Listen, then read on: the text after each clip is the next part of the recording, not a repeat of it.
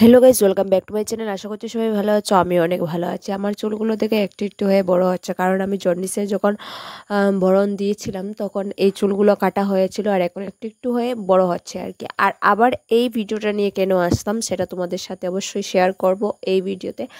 কারণটা হলো, আগে যখন আমি ভিডিওটা ছেড়েছিলাম তখন অনেকজন বলেছে আসামের রাস্তাঘাট ভালো না, ত্রিপুরার রাস্তাঘাট ভালো না, এরকম। আমি তো ভিডিও করেছিলাম জাস্ট আমি যা দেখেছি সেটা তোমাদের সাথে শেয়ার করবার চেষ্টা করেছিলাম, কারণ ব্লগ করছি তো যেটা চোখের সামনে দেখবো সেটাই তো তুলে ধরবো।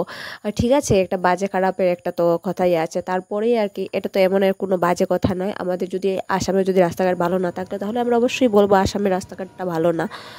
আর যদি এরকম কোনো কিছু না হয় তাহলে তো অবশ্যই প্রতিবাদ করব। আর এখানে তো প্রতিবাদ করার কোনো কথাই ওঠে না, শুধু তো এমনি বলা হয়েছে ভিডিওর মধ্যে। তো তার জন্য আমি আবারও আসলাম। আমি অন্য কোনো কিছু ভেবে বা চিন্তা করে মাথায় নিয়ে কোনো কিছু কথা বলিনি, শুধু এমনিতেই বললাম। তো আশা করছি আগের ভিডিওটাই তোমাদের ভালো লেগেছে, আর এখনের ভিডিওটা এই কথা বলার জন্য আবারই আমি রিপিট করছি। তো সবাই কেমন আছো?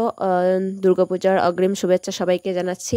আর সত্যি কথা বলতে আমার সবকটা জায়গায় ভালো লাগে, আসামে ভালো লাগে, ত্রিপুরাই ভালো লাগে, কারণ ভগবানের সৃষ্টির জায়গা, সব জায়গাতেই আমাদের ভালো লাগা দরকার, কারণ আমাদের তো নিজের সৃষ্টি জায়গা নয়, যেহেতু ভগবানের সৃষ্টির জায়গা, তাহলে সব কিছুই ভালো লাগা আমাদের দরকার। আর আমি তো প্রত্যেকবারই ধর্মনগর যাই কালী পুজো দেখতে। আমি না, প্রত্যেক মানুষই যায়, বেশিরভাগ মানুষই আমাদের এই সাইড থেকে যায়, কারণ অনেক সুন্দর পুজো হয়, তার জন্য কয়েকদিন থাকে, তার জন্য আমরা যাই।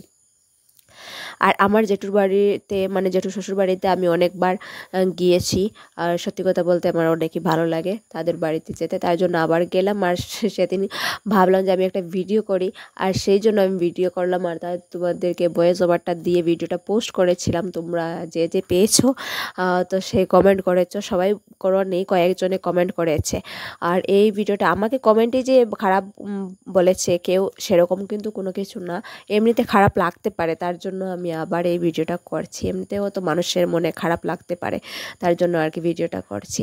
তো দুর্গাপূজাতে কেমন শপিং টপিং হলো সবাই? তো শপিং টপিং যদি করা হয়ে থাকে তাহলে তো অবশ্যই কমেন্ট করে বলে দিও। আমি এখনও করিনি, করব ভাবছি, দেখি কি হয়। তো সবাই কেমন আছো অবশ্যই আমাকে কমেন্ট করে জানিয়ে দেবে। তো টাটা, বাই বাই, দেখা হচ্ছে নেক্সট ভিডিওতে আবার নতুন কোনো ভিডিওর সাথে।